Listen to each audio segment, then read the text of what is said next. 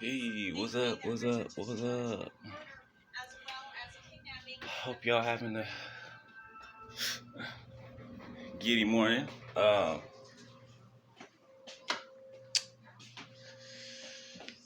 Just want to talk right quick, right? Just crazy turn of events lately. Okay. Um, and just for whoever's watching. Okay. Excuse my hair. I just took it out. It's too tight. Um,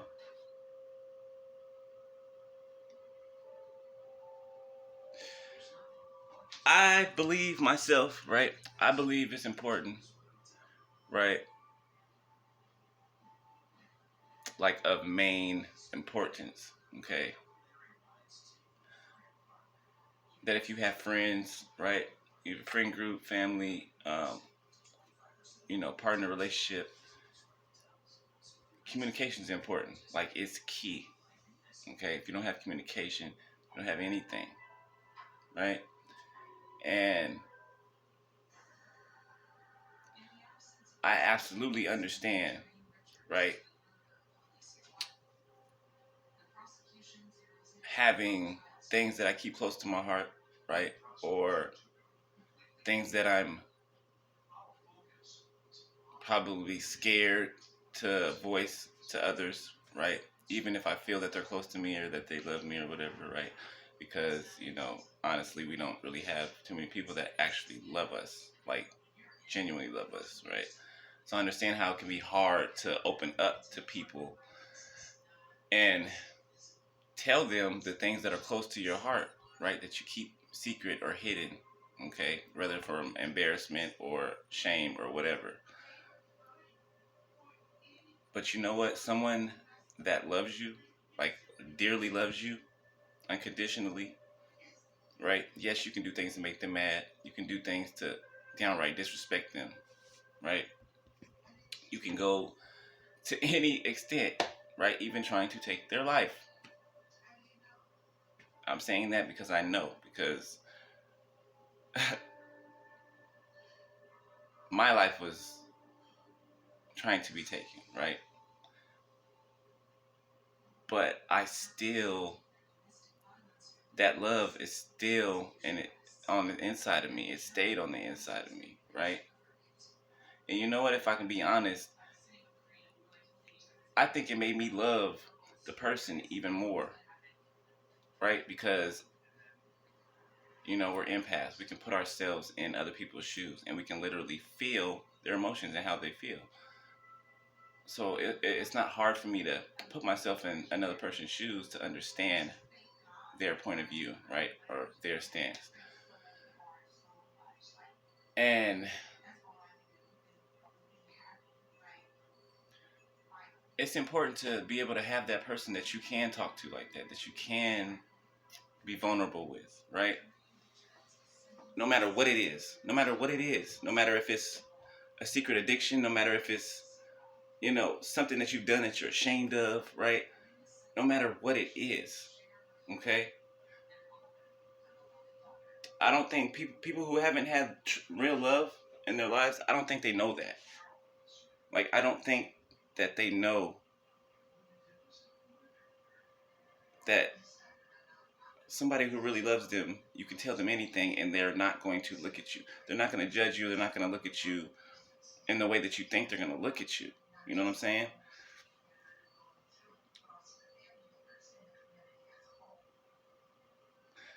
I'm saying all this because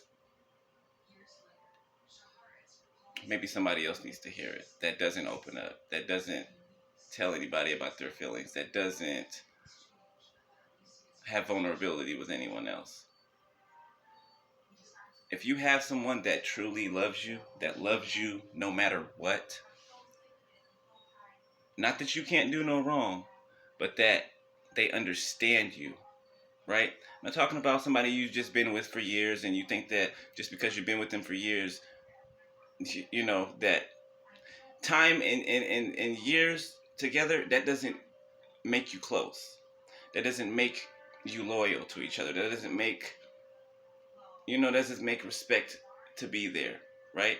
It's about what somebody shows you, not what they just say, what they show you, right? People that have had true love in their lives and have passed it up, they know what true love looks like.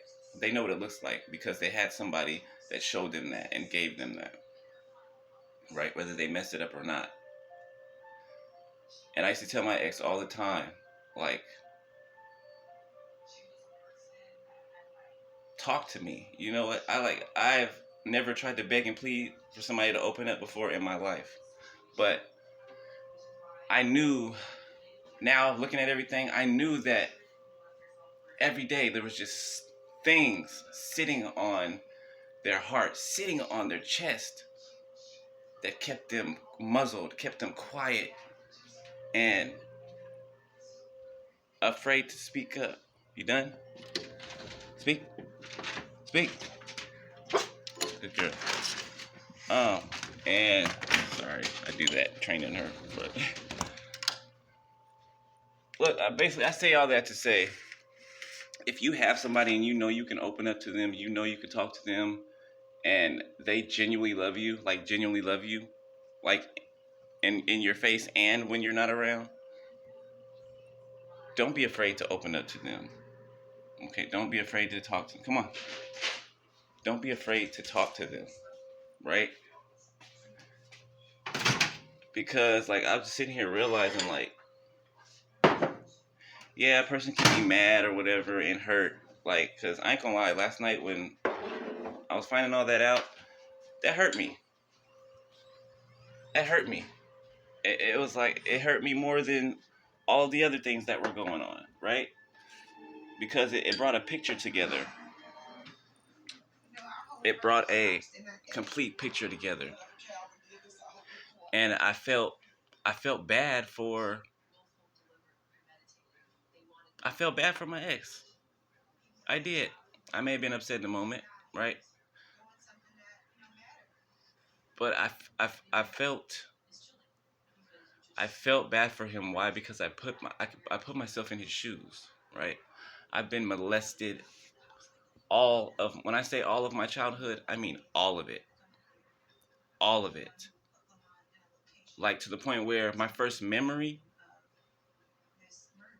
right, other than almost dying as a baby, I have a memory of that, almost dying as an infant. Don't ask me how, I don't know. But other than that, my first memory is of me being molested by my older cousin, right? And then I was molested by one of my best friends that was the same age as me. And then I was molested by my dad's brother, my favorite uncle. So it's not like I don't understand, right? And people that have been molested, you know what Stockholm syndrome is, right? You know when somebody takes your innocence and they prey on you, that Stockholm syndrome, it makes you to believe that that person's in love with you, your abuser, right? It makes you to believe that they're in love with you, right? And you don't know that it's not normal. You're a kid, right? And I don't care who judging right now as I'm speaking. I don't care, right? I'm being open. All right, y'all know I'm vulnerable. Um, but those of you that have been through it, Stockholm syndrome will have you to believe that your abuser is not actually abusing you, that you're not being molested, right? It makes you think that they love you. It makes you think that, you know, like it's a special kind of love that you two hold for each other, right? That nobody else is, you know? And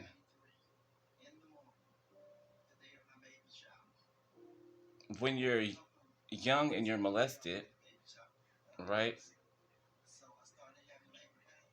You're brainwashed. You're brainwashed. Okay? This is why it's important to face childhood traumas, to not to push things down as if they didn't happen and to just cover them up, because you know what? They'll manifest themselves in different ways. different ways that you can never imagine. Okay, and I always beat myself up since I was a kid for you know liking the same sex, being attracted to the same sex. Like I've never known what it's been like to be truly with a woman, right? Truly with a female. I've dated females, yes, but I was never attracted to them. I can't say I am attracted to a certain type of female. I am. I don't know why I like Asian females, like Lucy Liu type. I don't. I don't know. I don't know why, but um, sexual wise, I was never allowed to develop in that way, right? And you can tell that I was molested by men, right? Because if I had been molested by both sexes, then I would have the same feeling for both sexes, right? Or vice versa. And so that was blocked off for me. Like it was blocked off for me. Like even now, I don't ever see myself being with a woman because I just know I'll always be attracted to men, right? Whether I'm single or whatever, right? I know that'll always be there. Okay. And I always told God, like, and me and God talk about it. We go deep, okay? I always told God, like, I know I'm always have this, right? I know whether anything else goes, I know this attraction's still gonna be there, right? Um, but I'm like, God, however you're gonna do stuff, you're gonna do it. You know it. You know the ending from the beginning. I don't, right? So I don't even stress over it anymore. But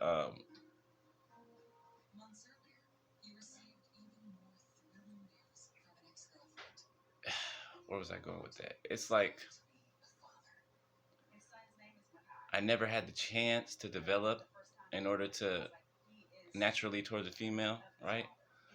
And my mother wasn't in my life, right? So it kind of those two things kind of went together, like those trauma bonds kind of coupled together, right? And I had a resentment towards women, right? And I also had one towards men, okay? Because my dad wasn't there, right? My dad I'm named after, was murdered when I was a kid, right? And he took care of me, like loved me to death. And my biological father was never there until about my teenage years, and even then, like we really haven't had no bond or anything like that. So it's like I was an orphan for a long time, and I would search for somebody to love me in older men when I was younger, right? I wasn't sleeping with them, right? But that's not to say I didn't want to, right? I knew my body was going through what it was going through, and like I guess it was fear or whatever, or just not knowing myself yet. Um, I didn't lose my virginity till I was like myself, myself, not me being molested. I didn't lose my virginity till I was like 21, 21 to some guy I was talking to in the military, and I fell in love with that person, right? Because lost your virginity to him, okay? And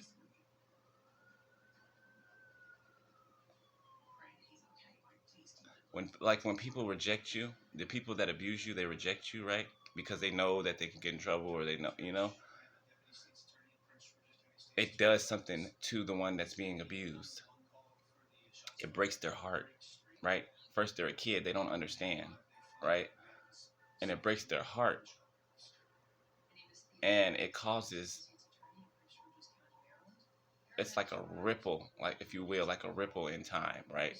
But inside of a child's heart, it causes that trauma, right? And then that right there distorts the way the child looks at life, the way the child looks at people. It distorts it. Okay, so now that damage has been put on that child. Okay, And that hurt that that child has from that, that child is going to grow up and see everybody like that, and they're going to try to put the same hurts on people. They're going to try to do the same things to people because the one that they thought they loved and loved them did it to them, right?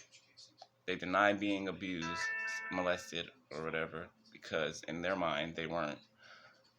But in all honesty, they were. Okay, and if things like that go unchecked, if you don't come to realizations, and especially if people are telling you that, hey, this is what this is, right? Even if you don't understand it, this is what this is. This is what happened, right? It's important to acknowledge that, even if you do not believe it at the moment. It's important to see other perspectives because if you don't and you just see your own and you block out everything else, it could lead you down a dark path that you will regret for the rest of your life. For the rest of your life. Like I had to face that at one moment in time. Like when I did tell on my my uncle, like that broke me down. But at the same time, I was scared. I was terrified because I kept thinking, why does this keep happening to me? You know. And it was my favorite uncle. He's my favorite uncle. Like I used to wish he was my dad. And he prayed on me for a long time. And I don't say it to throw shade or throw anything. Like I still love him to death. I still love him today to death. I know he's sick, right? I know that's a demon, right? That's attached to something that happened to him when he was a child. The same order of things I've been talking about, right? It's generational curses, and it allowed me to feel compassion for him, right? Not excusing what he did, right? Because there's a lot more that he did that came out was shocking, but it allowed me to feel compassion for him because I don't know. That's the type of person I am. Like, yeah, I can be mad at you, but that doesn't mean that I hate you. That doesn't mean that I even look at you in a despicable way. You know what I'm saying? Now, I'm not saying any of this to make any wrongdoings okay, because it's absolutely not. That's not what I'm saying. Don't take it that way. I'm saying that I can understand the trauma, the Stockholm syndrome, right? And then never getting help for that or never acknowledging the truth. It distorts your mind, right? It distorts your thinking, it distorts your attraction, everything. Okay? And you know what? Maybe I'll put my experience in a book one day. I think I will. But back to what I was saying. If you have that one special person in your life that you know loves you to death, right? That you know no matter what, you can tell them anything. They might get mad at you about some stuff, but they're never going to turn their back on you. They're never going to excommunicate you or look at you like a dirty, like, you know what I'm saying? Again, not making anything okay. I'm speaking on the human perspective, right? People that have been abused, people that have been through stuff like that, we have a tendency to just numb ourselves and just go further into destruction, not knowing that these wounds from childhood is the thing that's leading us there, right? I'm about to be real vulnerable here, real vulnerable. Okay, God help me, God cover me. All right, there was a point in my life where I was out of control, right?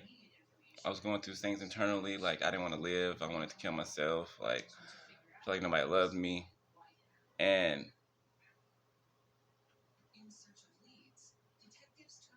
because of my trauma, right?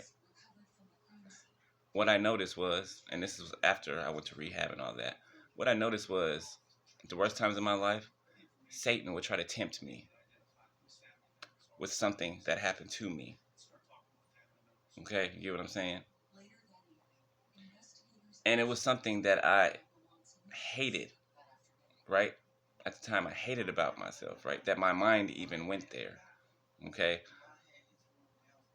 And this is the thing, like, I asked myself questions. I spoke to myself. I looked within myself, right? I cried to God about it, right? And it's a constant fight. The enemy will try to tempt you with things either that you know aren't right, things that have happened to you that that allows a familiar spirit, right, to lurk and to creep around you and to plot on you, because that's what they do, familiar spirits, right?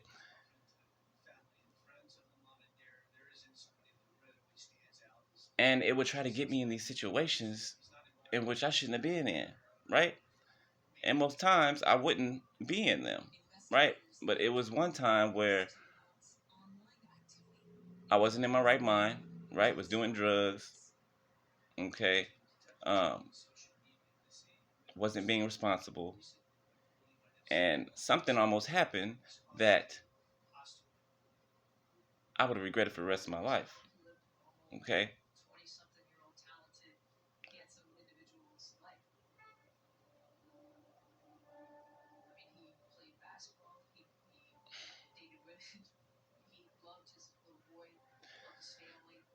This thing made me, it like woke me up, it shook me, right?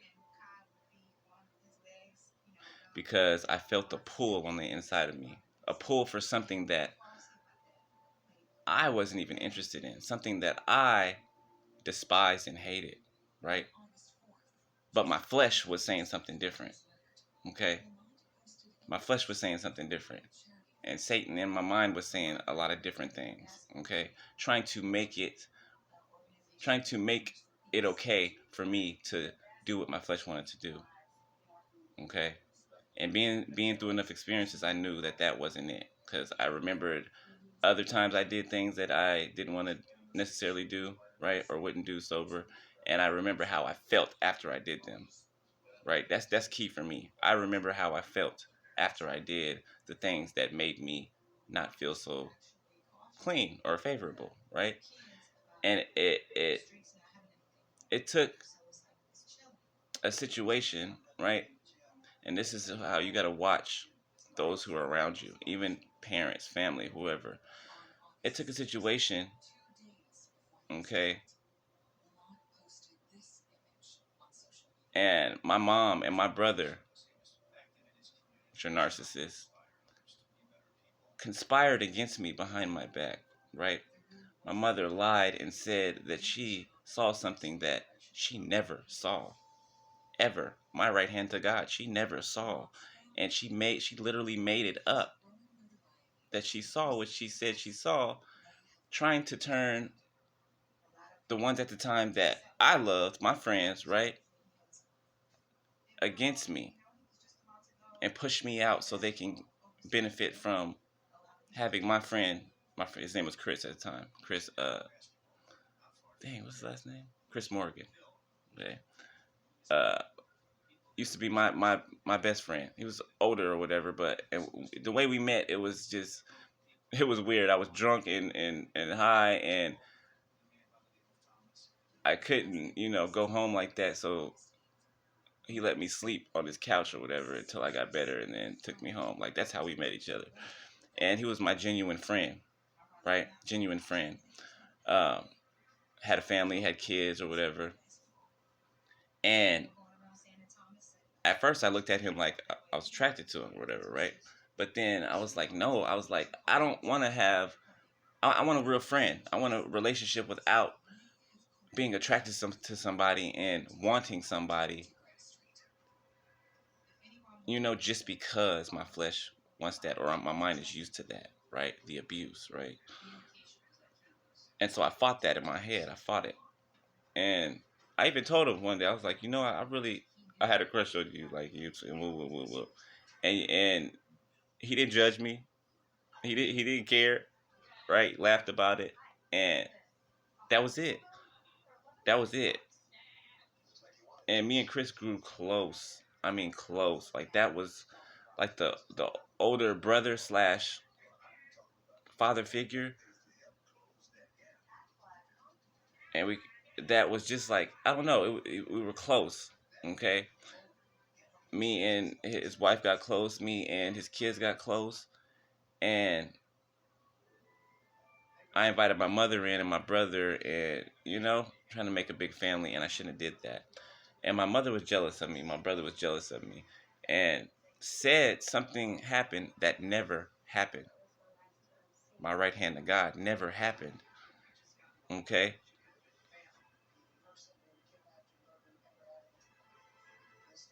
and it ruined my relationship with all of them. It ruined it. It ruined it. Ruined it. Like that was one of the biggest hurts in my life. The biggest hurts in my life. Like to this day, like I've spoken to them once, Chris anyway, right? And I've always wanted to sit down and talk to him, right? Again, after the, after we talked, because we did talk after that or whatever. Um, and it's just like I don't know, I haven't found the right time or whatever, or seen him again, but I'm sure I will. But the point is, my mom always did stuff like this to me growing up, always, and I never could figure out why, and it's because of jealousy. Jealousy. She's jealous of how people love me, how close I am to other people that are not her, right? Because she was never there. So, our relationship is fleeting. It's up and down. Like I showed you guys, she said hi to you guys on the camera a couple weeks ago, right? Remember that? And we had just started talking again after years. After years. That's how her relationship's been. Okay. She comes, she does something messed up, and I stop talking to her for like 3, 4, 5 years. So I thought she changed, right? She didn't change. She's still the same. She was jealous of me because how my life's going, and used me, thinking that I wasn't gonna know that she what she was doing, and it just pissed me off furthermore. Right? We got into it again. Right? I really spoke my mind. I speak my mind every time, but I regret cussing around, calling her to be where I do, because I don't like disrespecting my mom. Right? That's why I just stay away. But I will not allow anyone to disrespect me. I won't. Not even my mother. I won't. I will not. If you ask my family, they'll tell you the same thing. I'm not. I've never been afraid to speak up. Never. I've been the only one in my family that speaks up. I've always stood up for myself because I was all I had. I protected me. I was the one who spoke up for me. I didn't care how many people it was or who it was. And I guess that's why that's a part of what people like about me or whatever. But it's just how I had to be growing up. I had to be defensive. I had to be protective for myself, right? Because things happened to me and people treated me ways that, like, it just warranted that I had to. Now, where was I going? I said all of that to say, if you have the chance, right, and this is for anybody watching, if you have the chance to talk to someone, whether it's about your deepest, darkest secrets, skeletons in your closet, whatever, and you know they love you, they genuinely love you, okay? Let me tell you right now, there's nothing you can tell them. Oh, my headphones went off. Hopefully, it's still going. There's nothing you can tell them, right, or say that will make them not love you anymore or make them to look at you with their nose up at you. You know what I'm saying? Even if you think whatever you're holding close to your heart is something just horrible, just undeniably embarrassing or whatever. If it's somebody that truly loves you, I could say the most thing they might be is disappointed, But you know what? If they love you, they'll be able to put themselves in your shoes, even if it's something they haven't been through, right? And they'll be able to feel your pain. They'll be able to understand you better. And they'll be able to further try to assist you and help you. Like, I cried last night. Like, after I stopped recording videos, I cried last night. It was mixed emotions, but first it was sadness, then it was a little bit of anger, and then I thought embarrassment at first, but not embarrassment.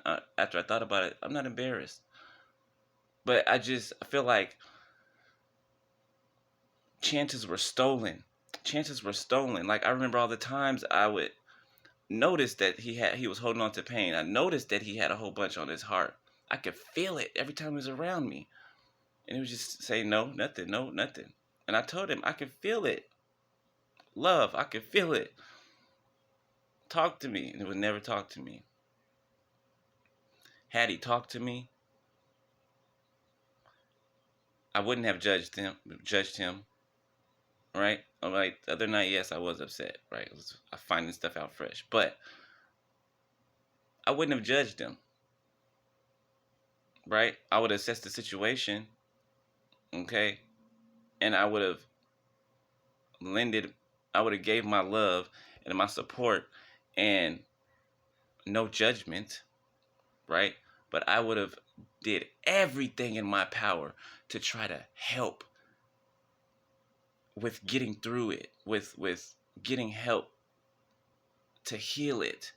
Like, that's my job. Those of you who are chosen, God sent us here, right? Under a cover, under a mask, right? People don't even know who we really are, but we've been sent in people's lives in order to change the course of their lives for a reason. And I fought like hell for this one. This is my divine counterpart. I know that for sure, and I'm sure he knows that now, right? And that doesn't mean marriage. It doesn't have to be marriage. It mean partnership. Whatever God has for you two to do together for his kingdom. I fought like hell because I knew this was the person I was supposed to walk through life with. I knew that. There's no mistaking it, right? And before I knew it, I wanted that. I told y'all when I first seen them, it was like a lightning bolt struck me from the inside. Like, it's like my soul knew them. You know what I'm saying? No, y'all that have met somebody like that, you're like your other half or whatever. Y'all know what I'm saying. It's like lightning strikes you, and you're like, from that day, I thought about him every single day for years. For years. I even became best friends with his brother just because they're identical twins. Just so I can see his face. I'm not even gonna lie. Just so I can see his face through his brother. And then me and his brother really ended up being like friends. I even started to fall in love with his brother just because I was in love with him. You know what I'm saying? And his brother did lead me on and all that. That's a whole nother story. But anyway, like, I knew this person was my other half, like my twin, two halves of a whole.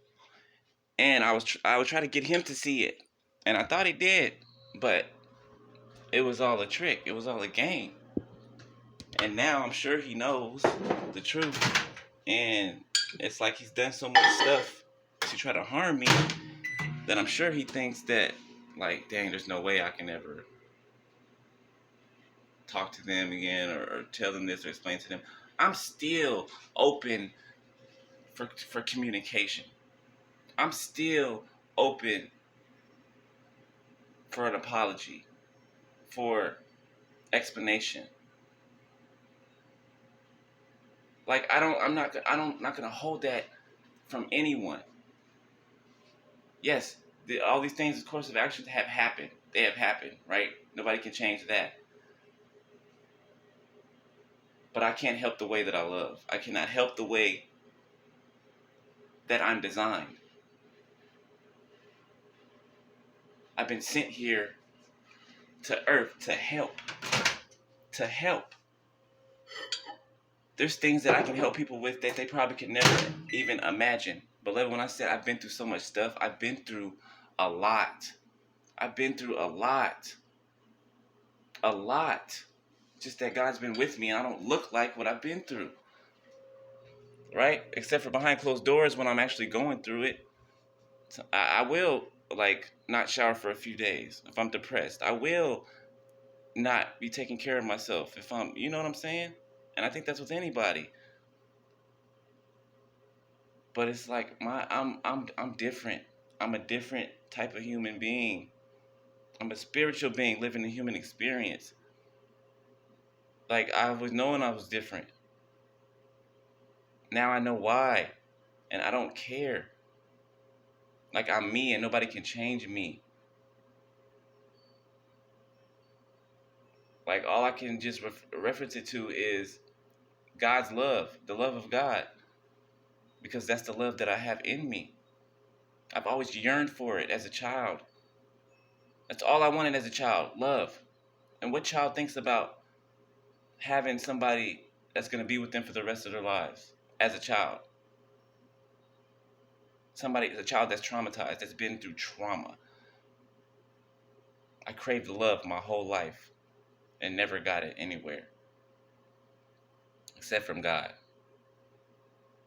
And I've loved the same way towards other people as God has loved me. And I'm still that way. Like, it doesn't even just have to be my ex. Like, if there's anybody that used to be close to me or used to be my friend or used to, that did me wrong, my door is open and my line is open for communication even today. Even today.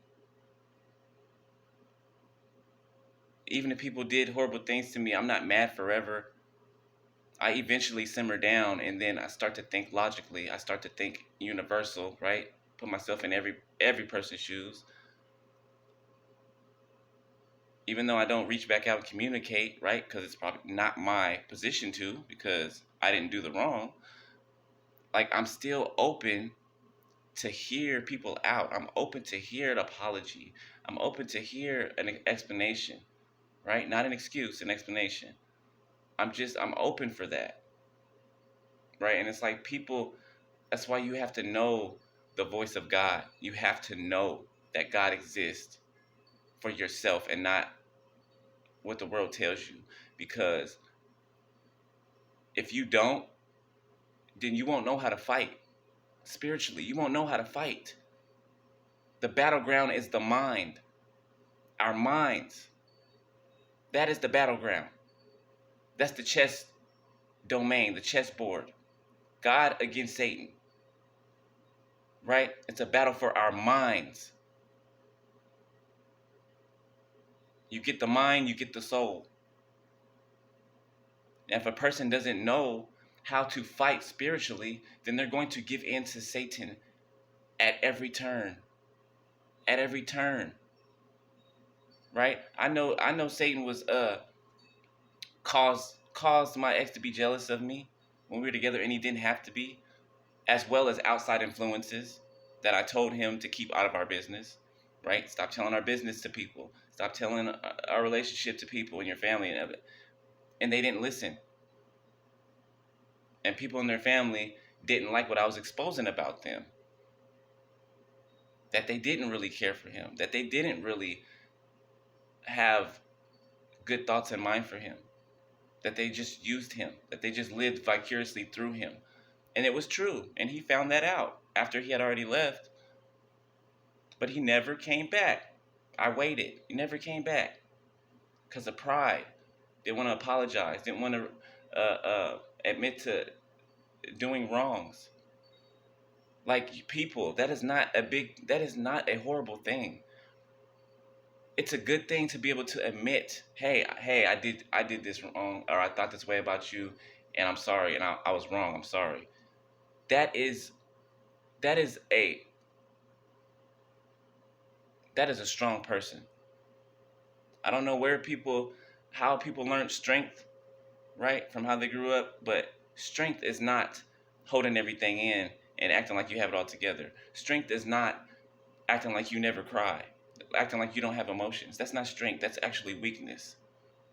That's weakness.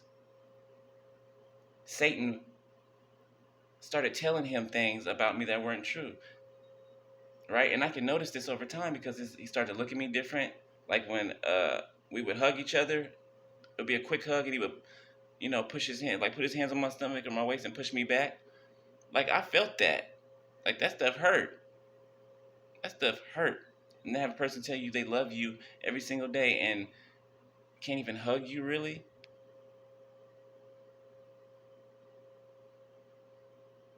Like I knew the enemy had a hold over him that I just could not. I could not break through. And it was his choice to believe what he was hearing, right? That's why he should have stopped and thought, right? Always stop and think. Don't just do things willy-nilly and just by impulse. You always have to stop and think. God gave us common sense for a reason. Stop and think. Like whatever the devil's telling you in your mind, don't believe it. Don't listen. Like rebuke it. And another thing, don't believe it because you know that it's not true. You've been around me every day for how long? And you know how I am. You know how I treat you. You know how I love on you. You know how I take care of you. Hell, when we first moved in here together, I told you, hey, I knew you had bills and stuff. I said, hey, take care of your stuff, like your car and all that. Pay your bills you need to pay, and then talk to me last when you've done all that, and then put in what you can on the rent and on the bills and stuff. I told him that. Why? Because I had a plan for him in my mind. I had a plan for him. I was already planning for him because I knew what God was doing for us. But I was planning for him. Like, I want you to learn how to love yourself and take care of yourself. And I'm also going to show you how much I love you by my actions.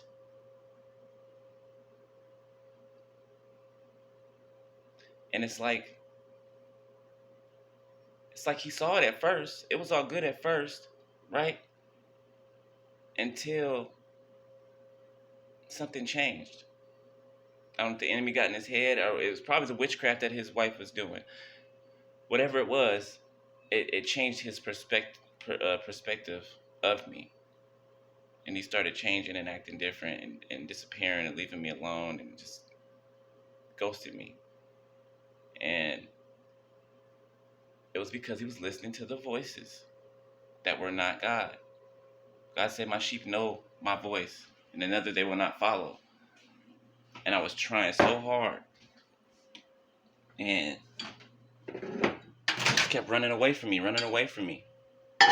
I would talk, he would listen, he would act like he wasn't listening because he didn't want to hear it, but he listened, he retained it because he would go to work speaking like I spoke. You know, if somebody regurgitates what you say, yeah, he would do that at work, telling me stories about what happened at work and this and that.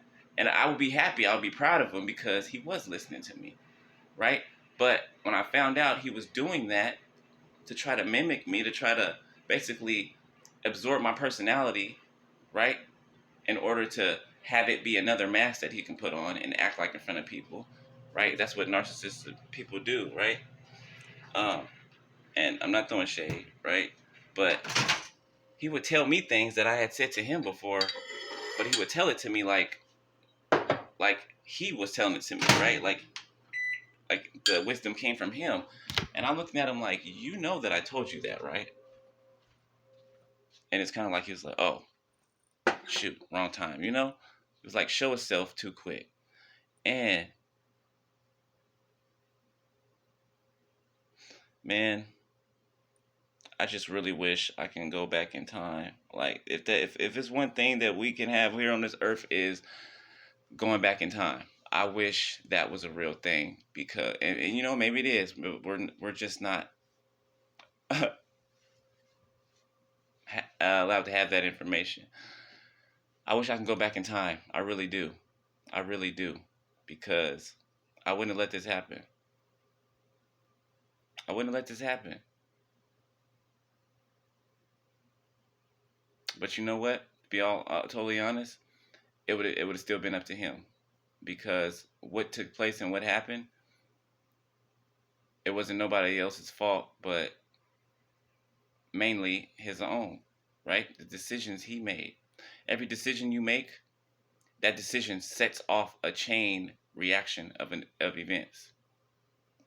That yes or that no or that left or that right, it sets off a chain reaction of events that you don't even see, that are happening and that are unfolding and that are tying together behind the scenes, right? And depending on the decision was good or bad, one day everything is going to be tied up and everything is going to fall, right? Or flourish. And it's like I had to watch it in slow motion. I had to watch it come. I had to watch it happen. And it just tore me up. It tore me up. And at one point, I'm like, look, man, I can't. I feel like I'm begging you to love me here. Like, I don't know what happened, but you just went from, we went from happy and just together, doing everything together, you know. We couldn't even go to the bathroom without being with each other. I ain't being nasty or nothing. I'm just saying, you know that y'all spouse that y'all are real close to. Y'all like this. If he was in the bathroom, I was in the bathroom. If I was in the bathroom, he was in there, right? Whether one of us was using the bathroom or not, right?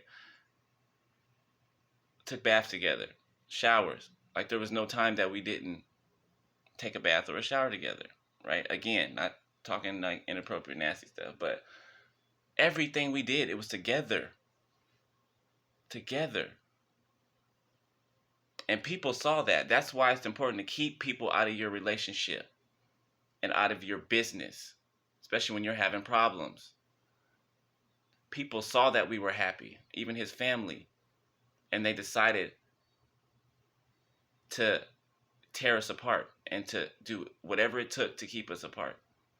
That included witchcraft, okay? That included slander, gossip, lies that they told him about me, right?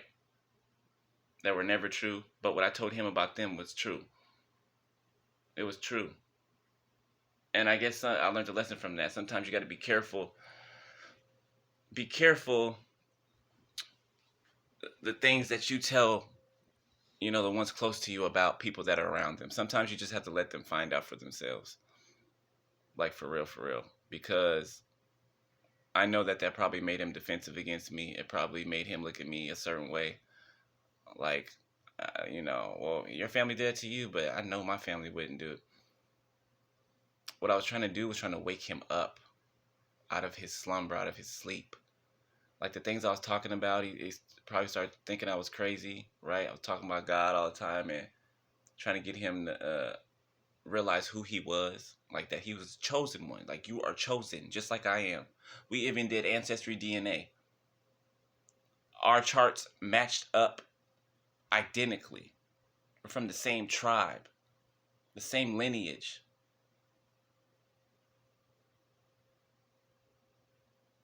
I was trying to show him. And he let everyone else on the outside poison his mind against me. Did witchcraft on him behind his back to keep him away, to keep this connection far apart. And they did everything that they could to do it. And they did it. They did it. They did it. They succeeded. But the only reason they succeeded is because of the choices that he decided to make as well. Because there's no amount of witchcraft, no amount of black magic, anything that a person can do on you to keep you out of divine alignment, right? Unless you make those decisions to go against it, right? Because he was my divine counterpart in whatever sense that was supposed to be, right? I don't know if what God was going to do later or whatever. I told him we were supposed to get married. We were engaged. Like I was like, I want to marry you. I was like, if it wasn't for this, I would marry you right now. We would be married. And I told him that we most likely couldn't get married, not no ceremony and all that, because I respect God's covenant. Even though I might not understand how I'm going to end up changing one day or how anything's going to happen with me, I know that I respect God's covenant between a man and a woman, even if I'm never going to be attracted to a woman, right? Like, I think of God in things. Like, how would God feel about this? How would God, because I love God. Like, I love God with everything in me. I love Him more than anything and anyone. I love the Holy Trinity, first and foremost. And then I love my ex, Khalil. Then I love him. I told God that. I said, God, I love you more than anything and anybody because you can't put nobody for God. I was like, you know that. But after you, the Lord and the Holy Spirit, I love Khalil. Like, I love this dude. To the day I die, I love this dude. Something about our souls, our connection, like, I just cannot stop loving him no matter what he does. It's not that he can't do no wrong in my eyes. It's that I love him no matter what. And through loving him like I do, I understand more how God loves us. I really do. Sorry, y'all, this video's so long. I just need to be said. I understand how God loves us. How there's nothing that we can do that will separate us from God's love. Right? How God loves us, but he hates the sin. Right? He hates the sin, but he loves the sinner. Right?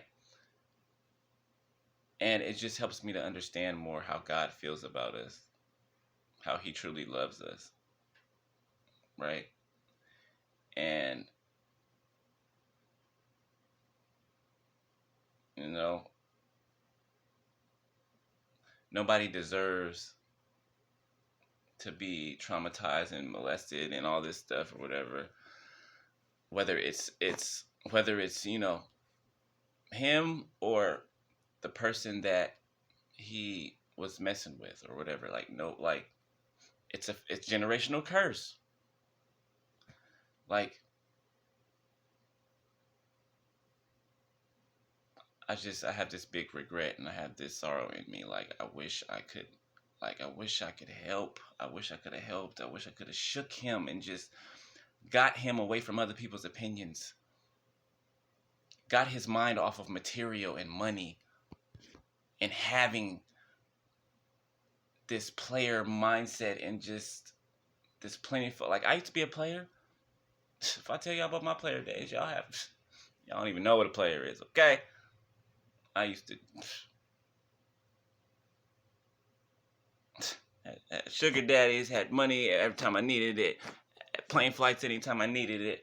It didn't matter. But that none of that stuff was fulfilling. None of it was fulfilling. Right? And I didn't like to use people, right? So if I did, even though I did have sugar daddies, I ended up really caring about them. I did. I ended up really caring about them. I stopped the relationship from being, either sexual transaction or, tit for tat. And I really busted open their heart chakra. Like, I really showed them what love really is. Right? And eventually they weren't my sugar daddies or whatever no more, right? Because that changed our relationship. Right? I started to tell them, people you have around you aren't good for you. Right? This person wants to use you. This person wants to do this. This person wants to do that. And it would always end up that way. But they always want to be with me. And I'm like, I can't. That's not, I'm not interested in that. But, like, my relationships always turn into something healing. Always. Now that I look back, it always turns into something healing. And it breaks stuff off of people. And it feels like I was able to do that with everybody else except for the one that I loved the most, the one that was my other half. And they knew he was my other half. They knew it. They saw how happy he was when he was with me. They saw how happy we both were, right? They saw, and I ain't gonna lie, I'm still mad about that. I'm still hurt about that. That he allowed people to come in between us. And then later he ended up seeing that what I was saying was right. And I'm upset that when he finally did see that and find that out, I'm upset that I wasn't able to be there to comfort him, right? To help him to go through that realization and that shock. Because it's shocking when you find out people don't care about you. And it's like he just got number and number and went deeper and deeper. And it's like the yes, there was witchcraft being done on his mind by the one he was with, right? But it's like the more he found out that what I was saying was true, the angrier it made him. And it made him sad and a whole bunch of different emotions, but it made him angry because he felt like he had done so much to me that there's no way that he can just come back and show his face and whatever. And that's not true. That wasn't true. That was never true. That was never true. I was actually waiting for him for months. For months. I was waiting for him up until till the middle of January. I was waiting for him, praying for him, for doing warfare prayer for him, hoping that he will come out of the days, that he would drop his pride, come back, talk to me, apologize, right, for wrongdoing, and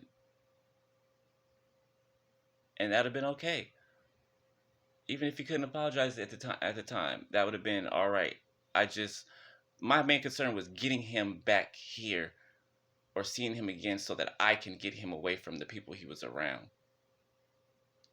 For him to allow him to see clearly. But no matter what, when we try to meet up or something or whatever, it would either be some trickery or it would be some narcissistic, future faking or gaslighting. And then he hurt me more. Like I spent New Year's night, the countdown, spent that night crying so hard, so bad. I brought in the new year heartbroken, totally and utterly devastated because he decided to lie to me, right? And then ghost me, not pick up the phone, not answer my text because he thought it was funny. And after that point, I was just like, you know what? I can't do it. I don't have the strength for it no more. I don't. He doesn't get it. He doesn't get it. He doesn't get it. And I hate that people made him think that he had to compete with me, made him look at me in a jealous manner. Because it was the fact that us two coming together created this power. Right? When it's divinely orchestrated, the two of you coming together creates this power, right? That's why he started doing good work, promotion, started doing, but that made him feel like it was of his own self and that he was untouchable and that, oh, he doesn't need me for anything now. Like, plus doing whatever he was doing behind my back, he had to feel big and bad. Like, oh, what do I need him for, right? He had me being depressed and, crying over him for cheating and doing all this. And I was in a bad space. And he left me. He deserted me. And then kicked me while I was down. Like, it was only God that got me through that. It was only God. Well, I'm not going to cry. It was only God that got me through that. Because just imagine, person that said they'll always be here for you and never leave you, and that they love you, just deserts you, just abandons you, doesn't check on you, nothing. Like, you find out that they really don't care. It adds insult to injury, to heartbreak. Like, he didn't call me for months. Left me with all the bills. Helped run up the bills. Left me with them. Had $1,000 light bill. I had months of rent. Back rent. Right. I'm having anxiety going to work. I can't work because the anxiety is so great. Like I'm fearful because I'm dealing with so much pain. And then I'm wondering what he's doing when I'm at work. Like I couldn't go to work. I lost 3 jobs that I got, 3 good paying jobs that I got. And they didn't want to lose me. They didn't want me to go. And I could not figure out, like, maybe it's just because all this stuff I'm going through. He was also doing witchcraft on me so that I would lose these jobs. Would make me get to work late every day so that I would lose my job. Like I didn't find all this out until later. And it crushed me. It crushed me. And that was his plan to do that though. And he planned on me staying crushed and staying depressed and missing him and in love with him and chasing him. He wanted to put me in competition with his wife. And that broke my heart. Like I still didn't know he was married yet. That broke my heart. Like it was just like heartbreak over heartbreak over heartbreak after and after, like ripping the scab off.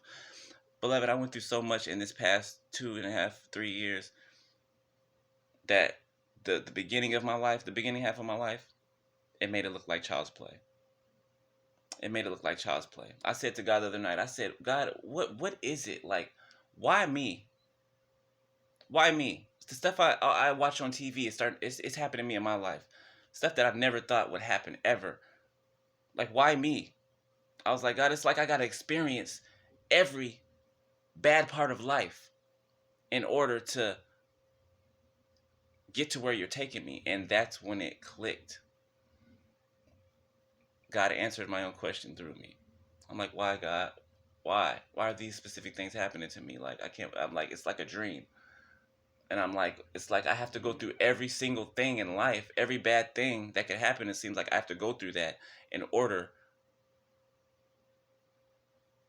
to get to where God is taking me. And that's why. That's why. That's why I say you can never imagine what chosen ones have been through. You can never imagine. Yes, we look like what we look like on the outside because God preserves us. And he gets us through things and heals us. It's a good thing we don't look like what we've been through, because if we did look like what we've been through, we'd look old and haggard and just beat up, beat down. People don't think that we've been through things. So they think we don't deserve things. They think we don't, who are they to say that, right? But I understand why they could think like that. See, I can put myself in their shoes and understand how they can think like that. And I don't blame them. But it's like certain things I just wish it didn't happen to me in my life. I just wish, like what's going on with him right now, I wish that I wish that I got a heads up on it, either intuitively through my gifts or from God or even from him. I just wish you would have talked to me and opened up to me. I wish. Like, I've never wished something so bad in my life. Never regretted something so much in my life. I wish you would have opened up. Because ain't no doubt about it. I could have stopped it. Oh, I would have stopped it, took it in another direction. And that was the plan. That's why God sent me. That's why God sent me to him. But he couldn't see that. I had him seeing that at first. I did. I was getting through. But then that's why it's important to not cheat on the people you're with, not lie, not sneak around, because you're doing spiritual things are happening when you do that. Because he didn't cut off, because he did break up with his wife or whatever, but they didn't get a divorce. Because he didn't stop sleeping with her, that tie was still there. She was able to wrap around him like a snake wraps around a spine. And because they had more years together, more history together, I guess he thought his loyalty lied there.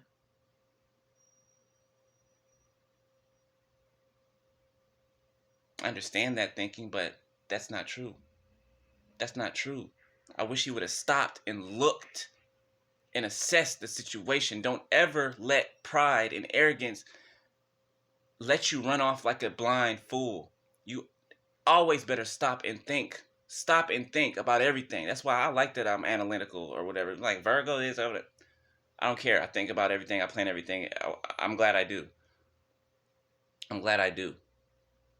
Had he thought, he would have compared everything, and he would have saw that I was the light that God was sending in to rescue him, to save him. I was sent to save my partner, my twin.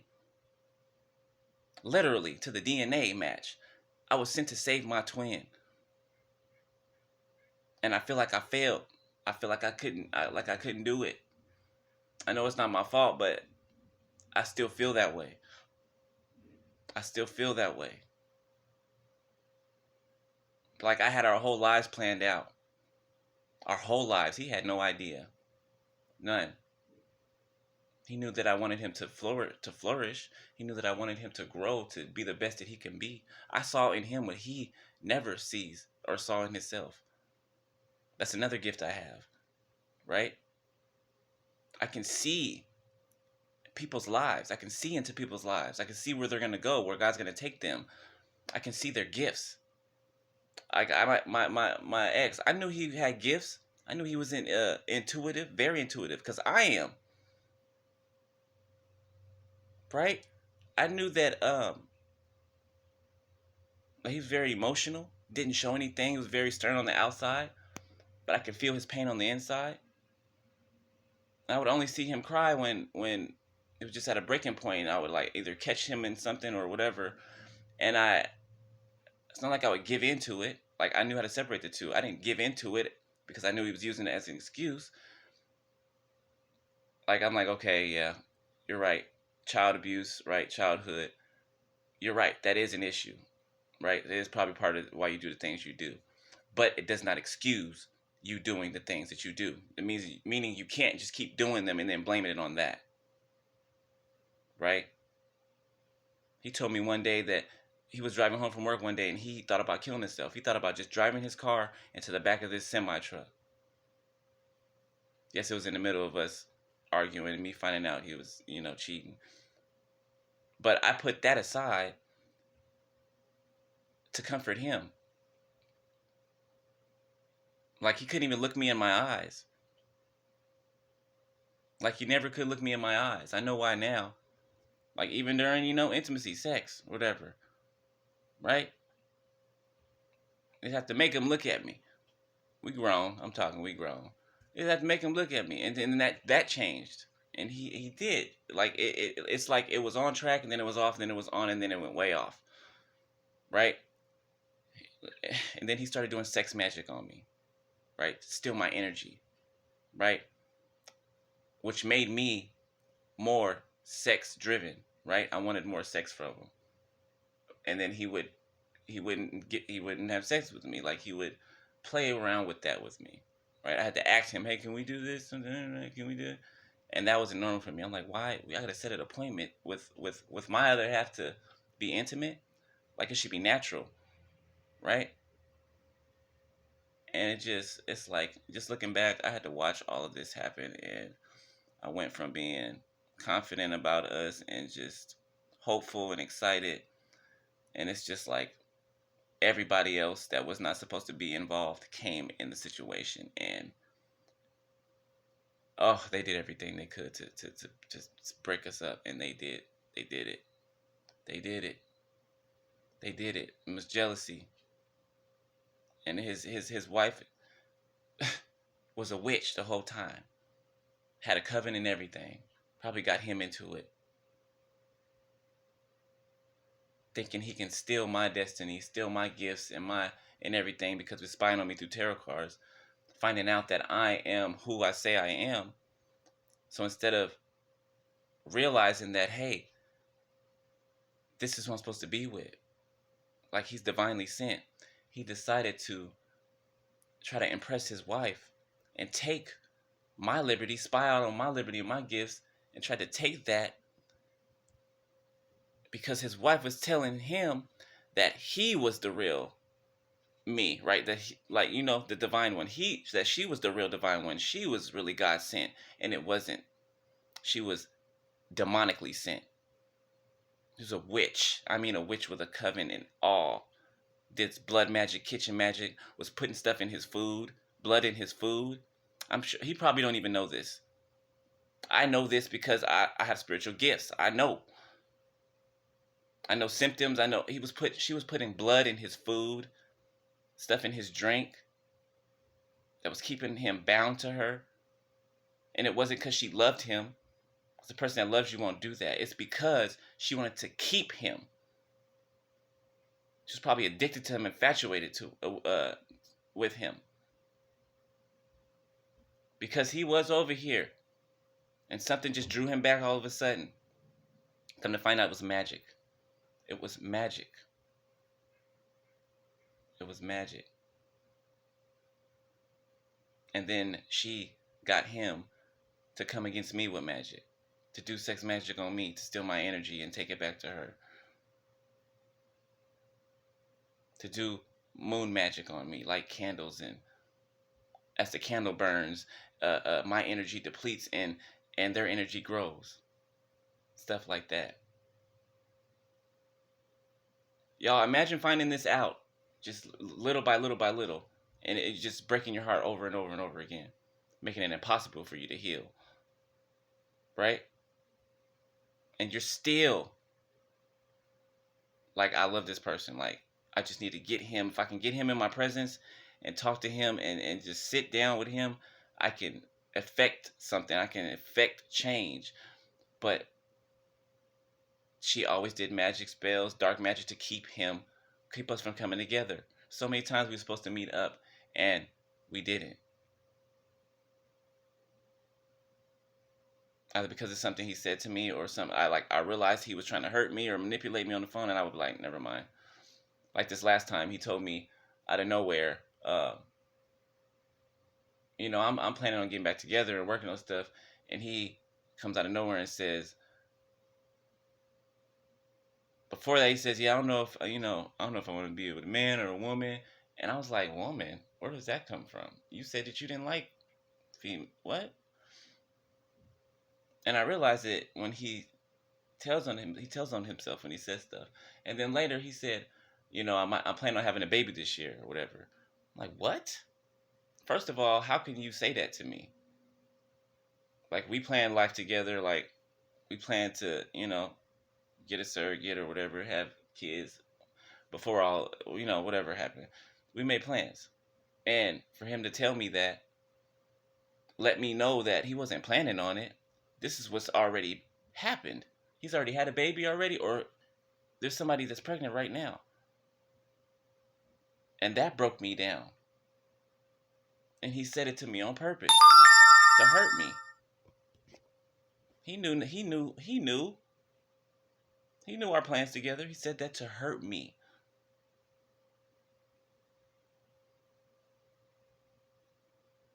And then wanted to meet up with me after that. And I was like, I can't, like, how can I?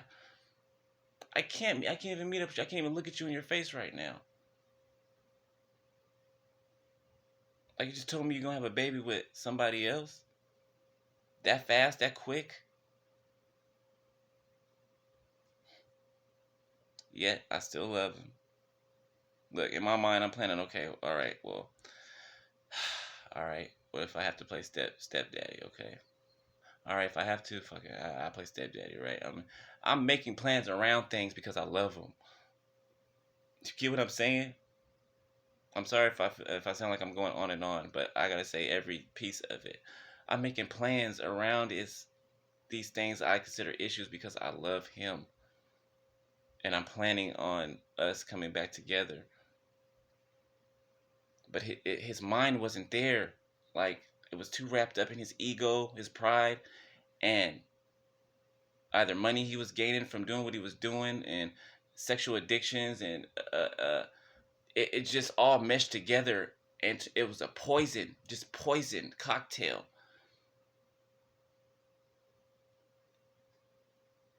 And I could not get in the same room with him. Had I gotten in the same room with him, the anointing that's on my life would have penetrated through that poison. Oh, I would have made sure of it. It would have penetrated through that poison. And I would have got whatever was over him off of him. Off of him. Y'all know how hard I was fighting I was fighting for him here. Like, I mean, I was up at all night doing warfare prayer, speaking in tongues, just going in while being attacked by witchcraft coming from her and him. That's some love. That is love. For your ex and his secret mistress or whatever to be attacking you spiritually, but you're fighting off the spiritual attacks that they're sending, plus that the people around them are sending, plus you're going into warfare for your other half, trying to break the spell that's off of them. Beloved, I'm not high ranking for no reason. I ain't saying that to be cocky or arrogant. I'm saying it because it's true. People look at me and be like, why does he deserve? That's why I deserve it. Because God taught my hands to war.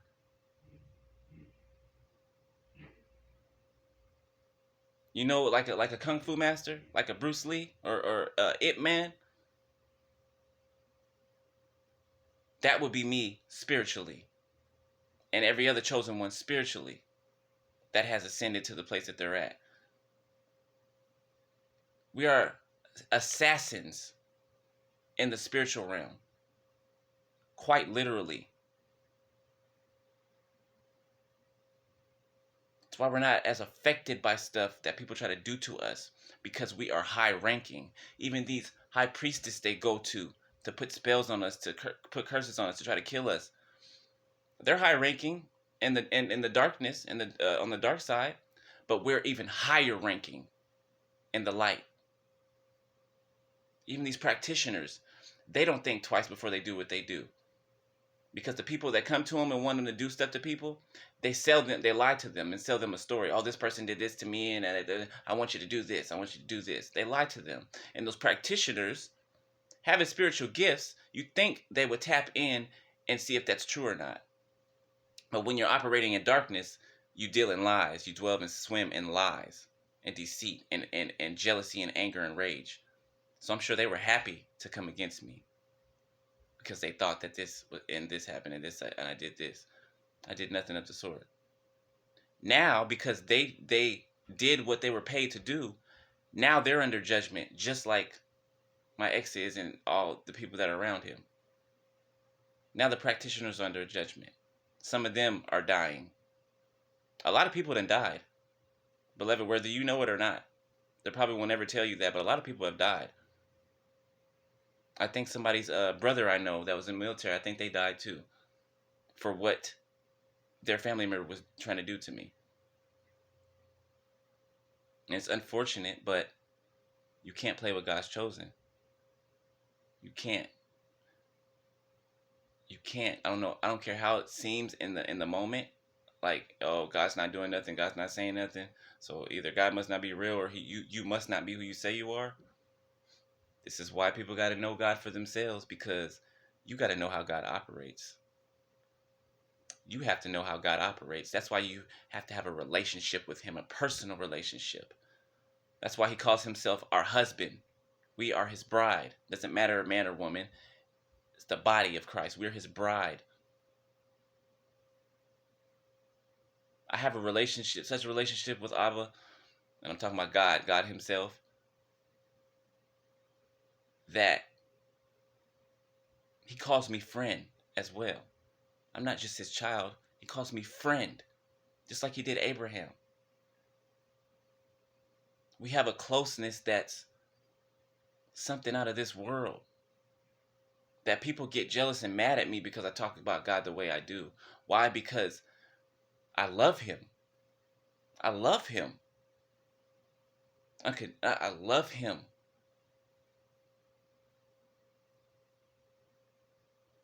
I love God. And people have tried to make me choose. And they found out right away, that's not even something you could put me in. I'll never choose nobody and nothing over God. Nobody and nothing. Doesn't matter if I'm head over heels in love with you. If you try to make me do that, then that's your fault, because anybody that loved me or cared about me would know better, would never ask me to You would never put me against my God. Would never, they would respect my beliefs, respect my boundaries, respect me. And oh, thank you, Holy Spirit. I'm gonna interject here. Holy Spirit just told me. I know he felt like Holy Spirit just told me this. He felt like God didn't love him. And I know you're probably watching this too, Khalil. Okay. I'm sorry if saying your name is making you feel. I didn't say your last names, and people don't know who you are. Okay, those who don't know you, so I'm not saying your name to be malicious. Holy Spirit told me that you've always felt like God doesn't love you. Okay, I know you're watching this. Forget about everybody else watching this, and I'm talking to you right now. I know that you've always felt like God didn't love you, which probably made you jealous of other people's relationship with God, or question God and if He was real and if He was true because of other people's relationship with Him. And you probably question yourself, like, how come I don't have that relationship with Him? Like, I understand that. I can put myself in your shoes because I've been at a similar point before. And I know that's probably what drove you into the hands of the enemy, into Satan. But you going to darkness, right? Running to Satan, selling your soul to him, which really you can't sell your soul because it belongs to God. That right there should have let you know, and should have, if you had to stop and think, that should have let you know that God is real. Because Satan is real. So if Satan is real, then God must be. Because God created him. See what I mean? That's why you have to be careful who's around you. People around you will try to keep your mind clouded, will try to keep you blind. People around you know what's the right thing to do, but they don't want you to do it. Because misery loves company. They saw you about to get out of the matrix, about to get out of the mental entrapment. And they didn't like that. And they pulled you back. Even your family, everybody. I'm sorry to say that, but it's true. My family did it to me too.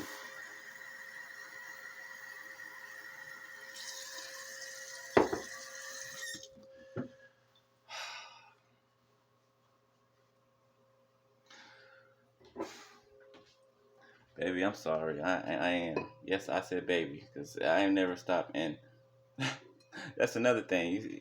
He started calling me by my name, Leon. Like, I hate that. I hate when he called me by my name, because it's so detaching. Like, you know what I'm saying? It shows that there's no connection, right? Saying referring to me as dude or bro, or saying I have love for you, like, those are all words of disconnection to me. Like, even saying that hurt my feelings. Like, I'm gonna still call you babe. I'm still, like nothing's ever changed. Why? Because that's how I love you. That's how I love you, and that ain't gonna never change. That ain't gonna never change. Never.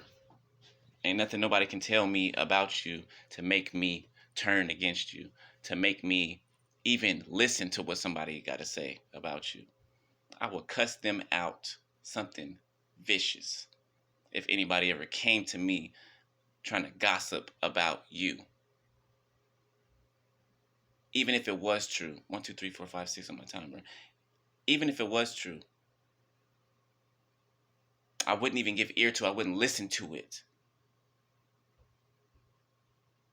Why? One, because I respect the one I love. Two, well, first, I love them. Second, I respect them. Three, I protect them. I protect them. This is the longest video I've made.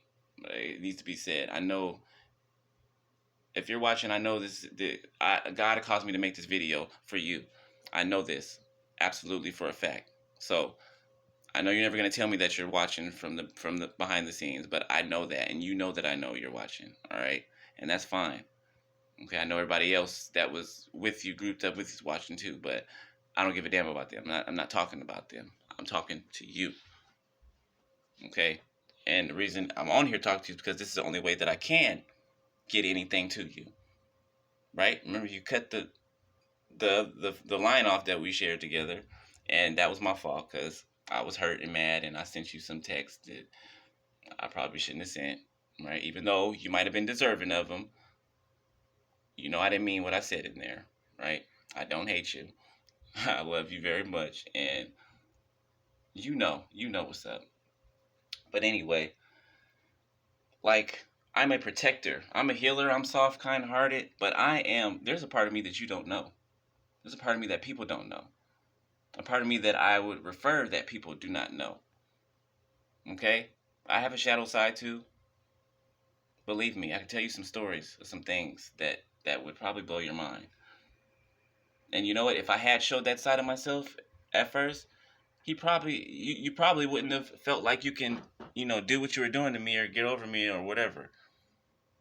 You probably wouldn't, but I don't think it's meant to go that way. Like, I was soft with you all the time, and I let you take the lead. I let you take the lead on purpose. On purpose. Right? And that was for specific reasons, right? I saw that you didn't have confidence in certain areas. I saw that I know you better than you think I know you. Whether you have secrets or not, I spent every day with you. I know you on a personal level. I might not knew your secrets and stuff, but I know you. I know you.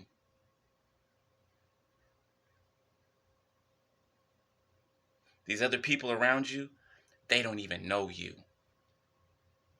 They don't. They don't even know you for real, for real.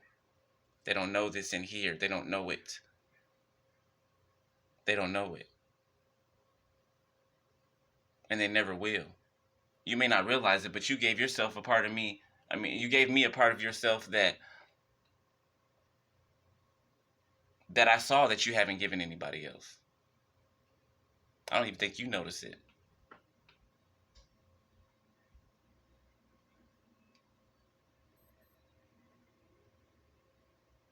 Like, I tried to cut myself off from you. I tried to forget about you. I tried to, I am moving. Of course, I'm moving on regardless. Ain't nothing stopping me. But like, not a day goes by to where I don't think that and regret, and it makes me mad that you're not here with me. That you're not taking part in what's happening in my life, because it's supposed to be happening in your life as well. This was meant for both of us, not just me.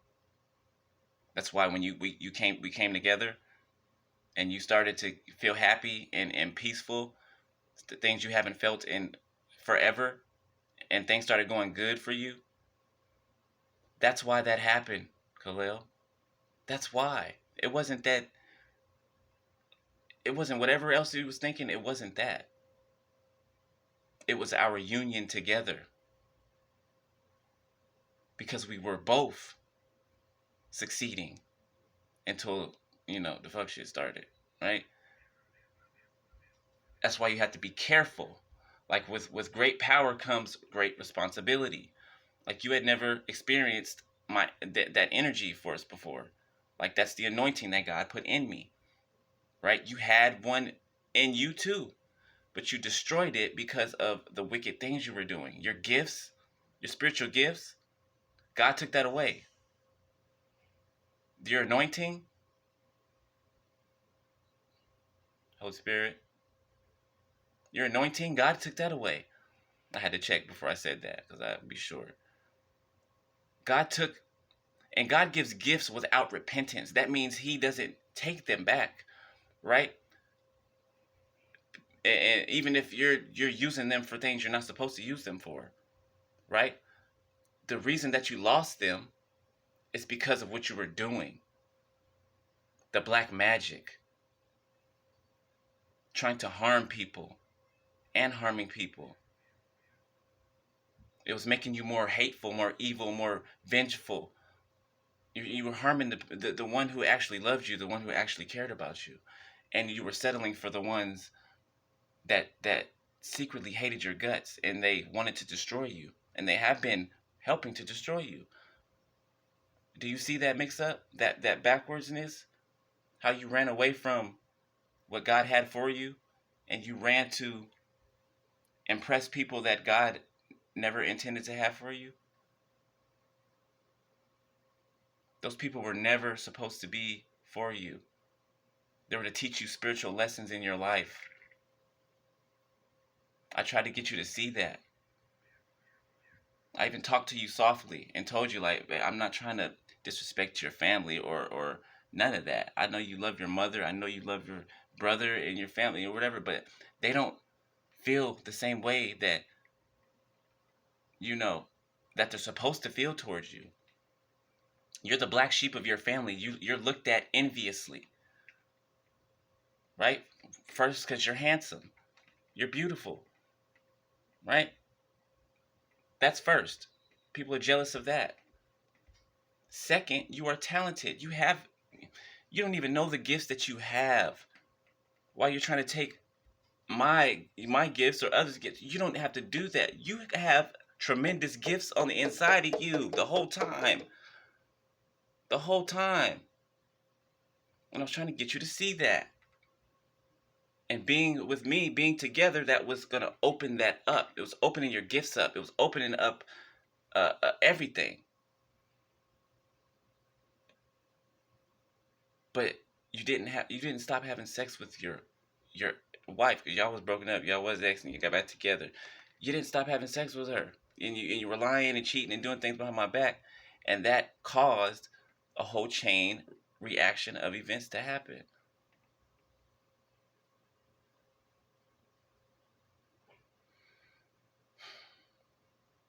Like I am sad for what's going on. Right? Not just for the baby thing, but for the the underage child, thing. Right? I don't know the specific age, right? But I heard 13, 14, 12, whatever. I don't know the specific age, and I'm not making it okay, not at all, right? But what I'm saying is that you could have talked to me. You absolutely could have talked to me, right? You leaving and going back to somewhere that wasn't for you in the first place, like that breakup happened for a reason. It wasn't genuine to begin with. It was for money. Okay? They don't even love you. They never did. They just wanted to use you. But then they saw you, because they were watching you spiritually. They saw you elevating and becoming happy, and they worked spiritually to stop it. Paid tooth and nail to stop it. Even had you doing things to me without a care. Giving me the bare minimum, breadcrumbing me.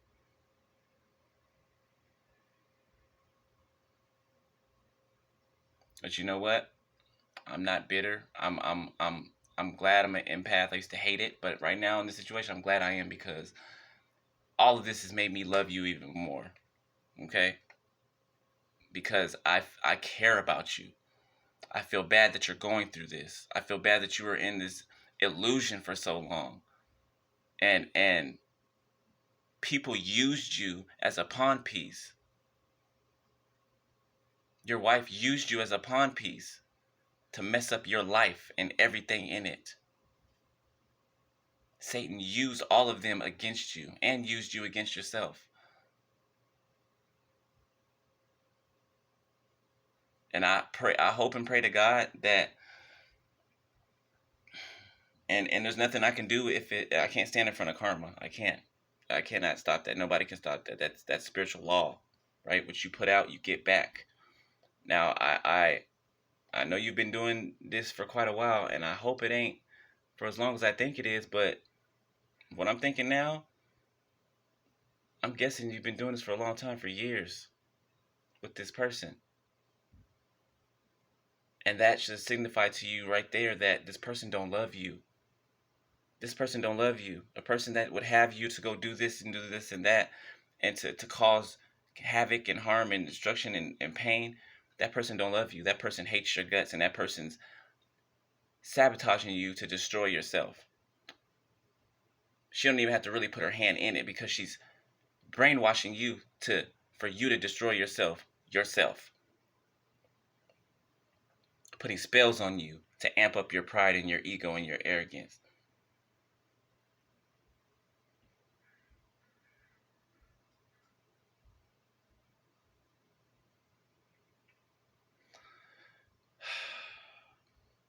Like even now, yes, I'm moving on with my life, but it's not like I could just forget about you. You're still my other half. You're still my other half. That fortunately I can't change that, and I don't think I would want to. Like half of your soul is with me, just like mine with you. That's why we can feel each other all the time. And if you do go to jail, right?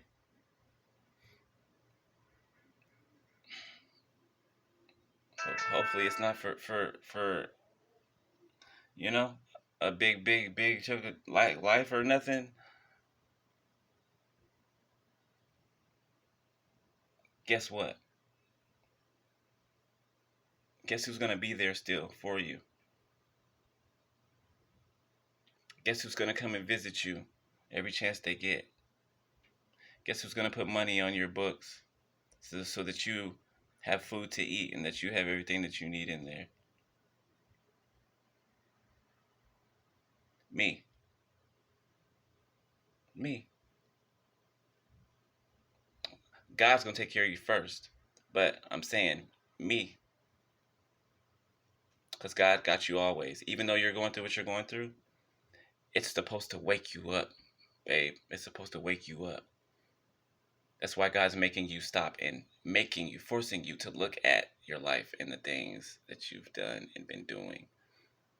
He's not letting you drown yourself in drugs and alcohol and to numb it and forget it. He's making you look at it.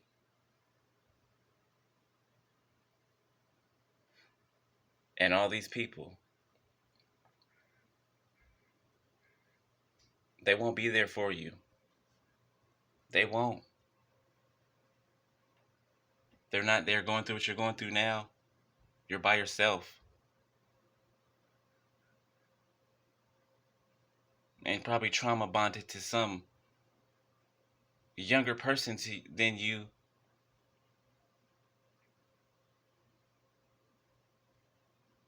That is it's just a messed up situation. Like love was right here and you went looking for what you thought was love everywhere else.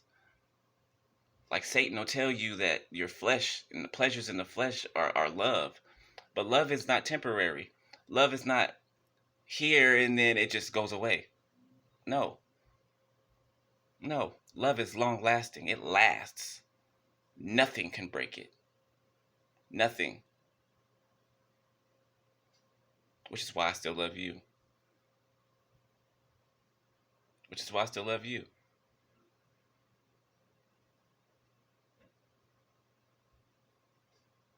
You know what? Yeah. I was mad. I was upset. I was hurt. Right? Said you deserved what's happening. And you know what? To be totally honest, and I'm not being nasty or malicious, you do deserve, you know, punishment for the things that you were doing and taking place in. Because you had opportunities to stop. Love, that's all. That's the only reason I'm saying that. You had opportunities to stop.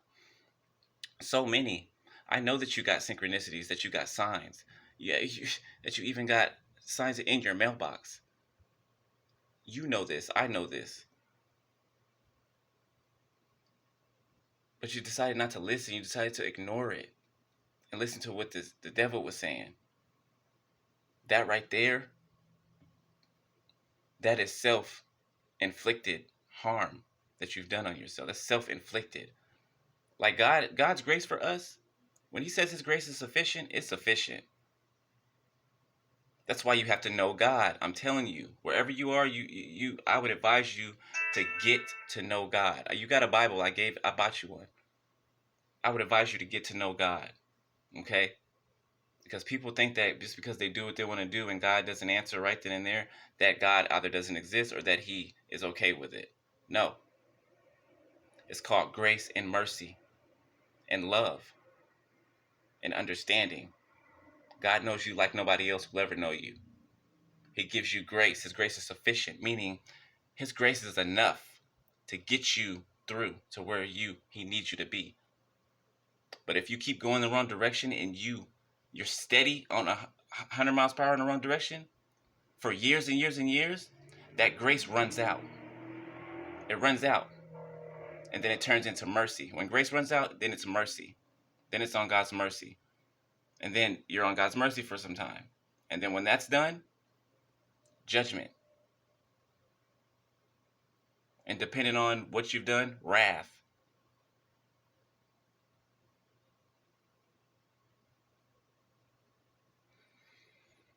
I should stop this video because it's getting too long. But you know what? No, I'm gonna say what I got to say. Because you need to hear it. I know what I know how you're feeling right now. I can feel you. Okay, I'm always gonna be able to feel you. You're tethered to me. We're tethered together. Okay. I've been feeling you this whole time. Your ups, your downs, your anger, fits of rage, all of that. You're crying. I've been crying when you've been crying. Like I'm pretty sure you know that by now. Like we're linked together. Okay, when you going through something, I'm going through it too. When you're crying, I'm crying too. Okay.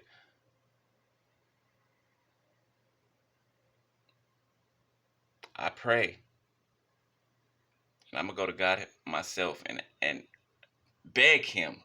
I know I ain't gotta beg God nothing, but in this situation, beg Him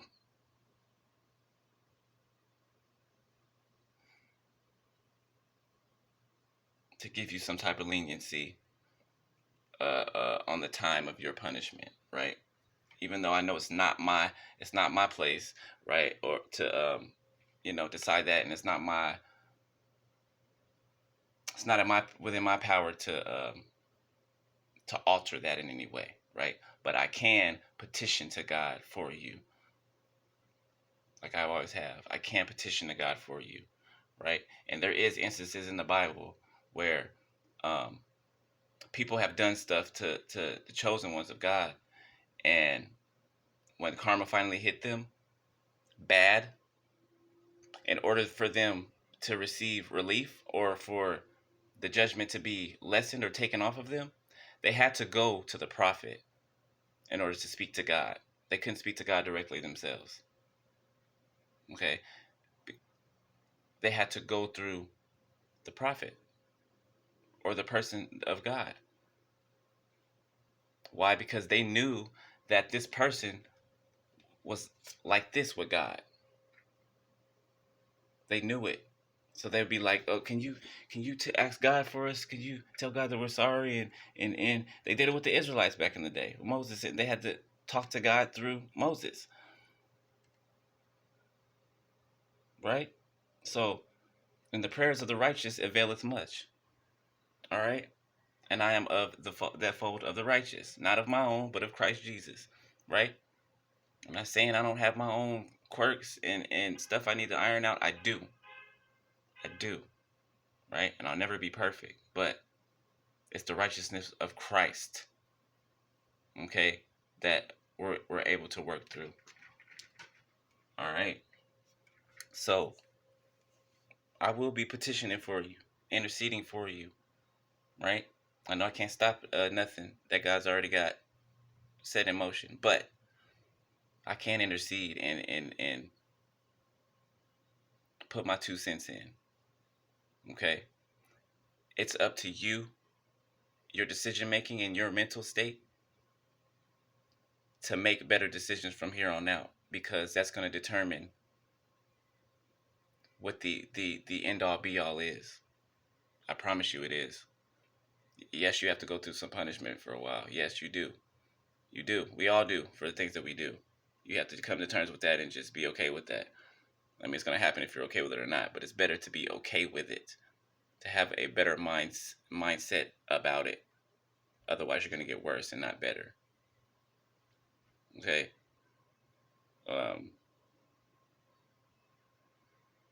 You know what? To be totally honest, I hope I hope this person's not pregnant. I really do. I hope they're not. I'd be lying if I said it wasn't for a selfish reason too. Yeah, I hope they're not. See, I'm honest. I don't care what nobody thinks. I'm honest, right? Like I know what it feels like to lie, and I know what it feels like the honesty. Just feels more, it feels better. Unapologetically honest, it feels better. When you lie, it's because you're scared, right? Don't be scared of anything except for God. Anyone except for God. Okay? But I hope wherever you're at, I hope that you're away from these people. I pray that you're away from these people. I know you don't like being alone by yourself. I know you don't. I know you don't. But it's better to be alone than to have these people around you, Khalil, because as long as you do, it's going to be downhill. Your thinking is going to be downhill. Your actions are going to be downhill because that's what they want for you. Okay? I'm going to end it right here because it's getting long, but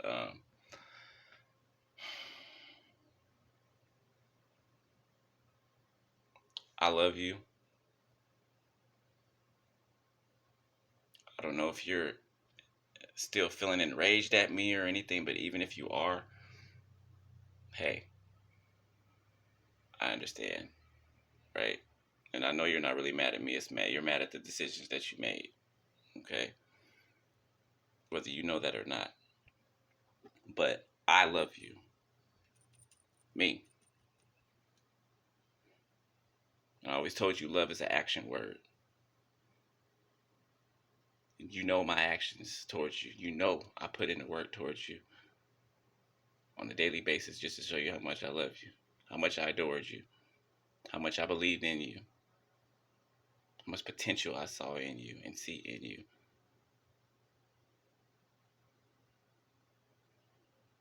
Don't let anyone else convince you of anything other than the good things and the goodness and the love that I have towards you. Use your thinking, use your mind, and you're intelligent. You're intelligent. If you were to use that smarts for good, you're intelligent. And people are envious of that. You're thinking that you don't have this, and that, when the whole time you got it on the inside of you. So I was trying to get you to realize you have it on the inside of you. Why you think people are putting witchcraft on you and doing this to you? Because they know.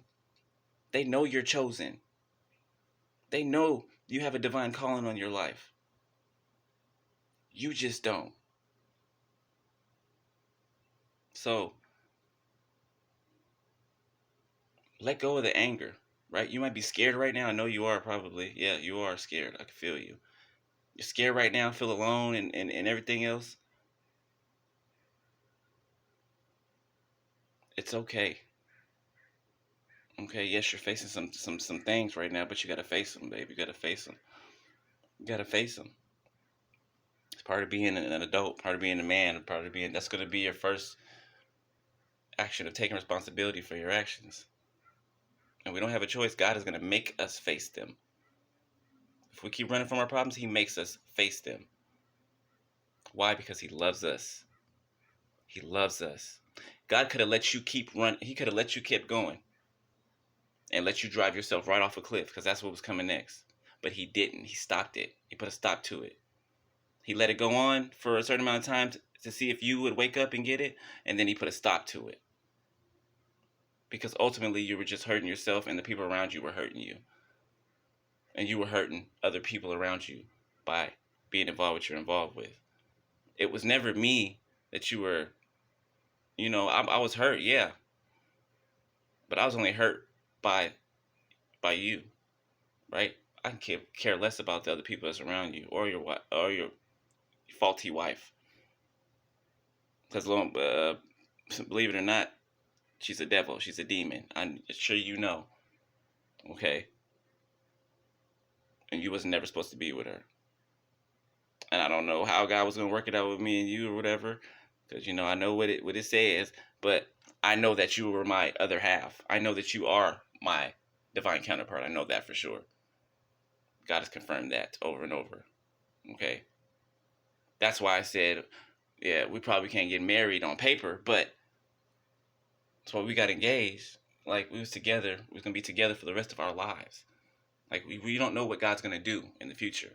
I'm a prime example of that. I worried about, you know, liking the same sex, being attracted to the same sex since I was a child. Cried for God to take it away from me, and He never did. He was often silent on the matter. And God has been coming to me since I was a child. I remember that. He's been coming to me since I was a child. And He never took it away. He never said anything about it, nothing. Which allowed me to think that, oh, I must have been born this way. No, but I realized what it was when I got older. Generational curse. Right? But generational curse or not, me and you were supposed to be together. For whatever reason, we're supposed to walk together in power and love, right? And like, I don't know what's about to happen, but just know that I will be there for you always. And I'm not just saying that at a distance. I mean that. I mean what I say, and I do what I say. You'll see that I'm telling the truth. If you do get locked up, you'll see who's there and who's not. It might be a hard truth, a hard realization that the people who you think love you and care about you, that are around you, they're going to forget about you and leave you when you're gone. I never will. I'll always fight for you. I'll always love you. I'll always fight to protect you. Even if you're doing wrong, I'm still going to tell you you're wrong. You know me. I'm still going to tell you you're wrong. I'm not going to accept if you're wrong. I'm still going to fight for you, though, but I'm not going to let you get away with being wrong, because you got to know that. But I would never turn against you. I would never desert you. I would never neglect you. I would never leave you stranded, alone. I would never exile or excommunicate you. Never. Only thing that can keep me away is death. It's literal death. Me not being here in this earth realm no more. And even then, when I'm in my heavenly body, I would still watch over you and protect you. That's love. Agape love. God's love. Know that God is protecting you. He is around you, okay? This whole time you've been going through this, you haven't had spiritual protection, right? To a certain extent. Think of Job, right? They can touch you, but they couldn't touch your life. But God is trying to teach you a lesson. He's trying to wake you up so that He can show you who you are. So that He can show you that, yes, He exists, and yes, He loves you because you belong to Him. So He can tell you that He's always loved you, and that the thought that you had of Him, that He didn't love you, was a lie from the pits of hell. He's always loved you. You're the apple of His eye. Even though you've been running and doing what you've been doing, He still loves you. The way I love you, God loves you 1,000,000 times more. 1,000,000 times.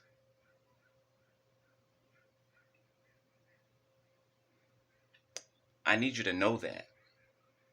God needs you to know that. And I know you hear God when He's talking. I know you do. He tells me when He talks to you, when he gives you a dream.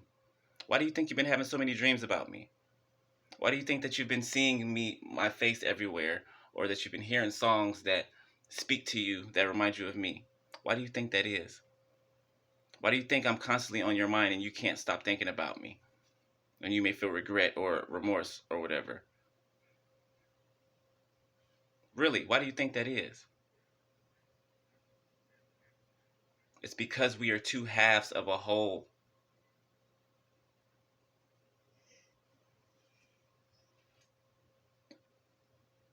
I know this. You have yet to realize it. Everybody else knows it already. They've been known it. You need to know it. I could talk on this thing forever. Like, it's because it's you. It's because it's you. I wish it's here talking in person. But hey, I can't make nobody do nothing. But I hope you're somewhere thinking, like sitting down thinking on things and not digging yourself further into a hole. And I apologize for that text message I sent you. Okay, I do. I apologize for that text message I sent you because I ain't gonna lie, I was trying to make you mad. I was trying to push your buttons because I was hurt. I was hurt. I was hurt. See, me admitting that, saying sorry, and that's strength. Okay, like know that it's okay to do that. Whoever's gonna judge you is gonna judge. Whoever's gonna judge you for what you say, they were already judging you to begin with.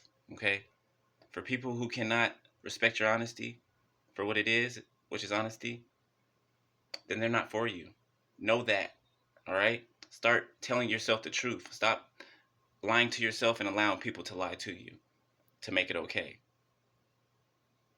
You're not stupid. You may do stupid things, but you're not stupid. You know right from wrong. But you've been wrapped up in darkness. God gave you over to a reprobate mind because that's what you wanted. But now is the time you can reflect. Okay? Your life's not over. It's not over. I don't know what's going to happen and whatever, these corpses, whatever. But your life's not over. It's not. I know that. I know God well enough to know life don't end right here. It don't.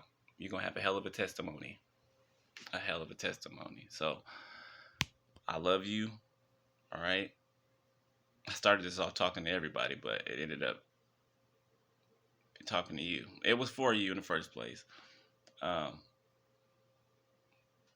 but to end this out, everybody else that's watching this video that doesn't really open up to people like that or somebody who loves them like that, sit down and really think and make a decision to actually open up to whoever loves you, whoever that person is in your life that loves you no matter what. Okay? Open up to them about whatever is on your heart, whatever keeps you trapped mentally, or whatever makes you to numb it with drugs, sex, or whatever addiction. Talk to the one who loves you about it. I'm telling you. I'm not saying this for no reason. Talk to them about it because they will help you. They will help you deal with it. They will help talk you through it. They will help you to understand things. God always has somebody in your life that's there to help you through things. He does. At least one person, he does. It's a balance. The enemy has evil things and people around you, and God always has a ram in the bush. He always has a ram in the bush. You just have to see it. You have to be able to see it, recognize it. I was that ram in the bush. All right? So, y'all be more vulnerable, be more open. If you need to get a therapist, get a therapist. Get whatever it is off from inside of you, out of you. Because Satan's plan is to capitalize on those things, those hurts, those traumas, and to destroy you with them. I'm sure I'm going to get attacked after this because I'm exposing his secrets, Kingdom of Darkness secrets. He uses them to exploit you and to trick you, promising you things, but really he's slowly killing you and driving you insane. The devil can't promise you nothing that already belongs to you. Let me tell you that right now. Remember, he was tempting Jesus. Oh, I'll give you all the kingdoms of the world, and if you would bow down and worship me. Jesus knew who he was. The Lord rebuke you, Satan. Get thee behind me. Why did Jesus say that? Because Jesus was already royalty. He was the son, the only begotten son of the King, of God himself. What do you think he was doing in heaven? Reigning with his Father and with his Spirit. It's the same with us. Don't let Satan offer you things that are twinkly to the eye, that look good on the outside. That's why I'm always been leery of like real handsome or real pretty people that are like real pretty, real handsome. That's how Satan wraps a package up. Because often it'll be an empty shell. That's all that'll be there is good looks on the outside, but on the inside is total darkness. Total darkness. Let's be like that. I mean, I wasn't feel total darkness, but you know, people always told me I look good, I'm fine and whatnot all my life, and I was like, oh yeah, sure, whatever, blah blah blah blah, and they meant it, but I didn't think I was right, because I didn't have love, so I was like, why don't nobody love me? So why people tell me that all the time? Because it's true. It's true. But when you're not so beautiful and not so good on the inside, no matter what, it is always going to show on the outside. No matter how handsome you are, it's always going to show on the outside, even if you try to hide it. That's why God put an impasse in this world, to feel what cannot be seen.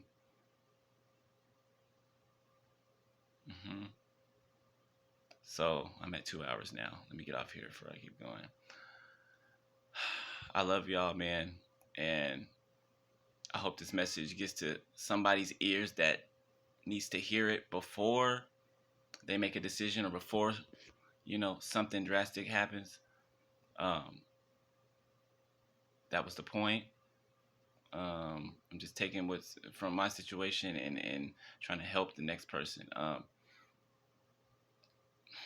Find a way to get what's inside of you out. I don't care what you got to do, who you got to go to. Find a way to get what's inside of you outside of you. Find a way.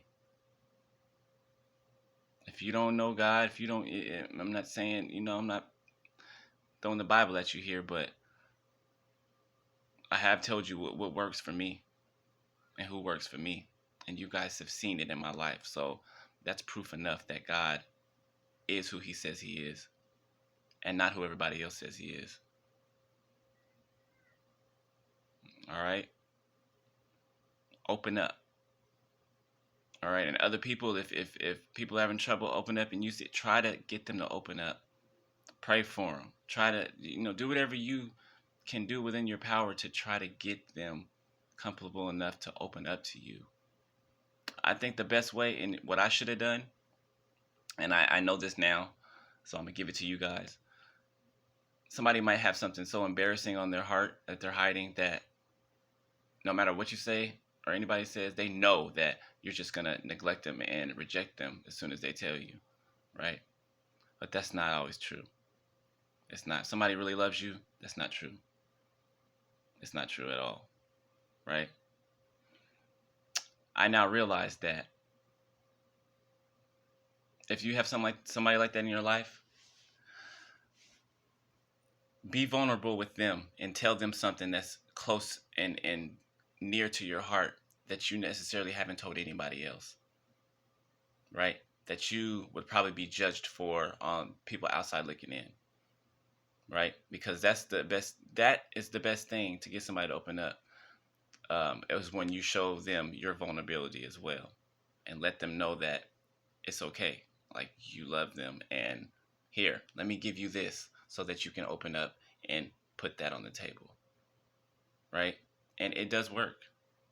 It does work, right? I don't say work as in meaning like trick a person. No, I say it works because it allows that wall to come down.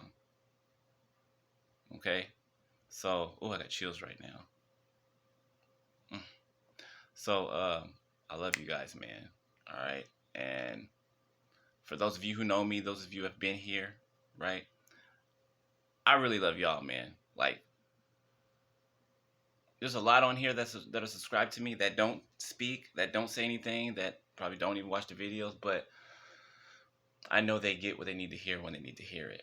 And I know for the ones that really have gotten to know me on here and that have grown with me on here, I know you guys love me.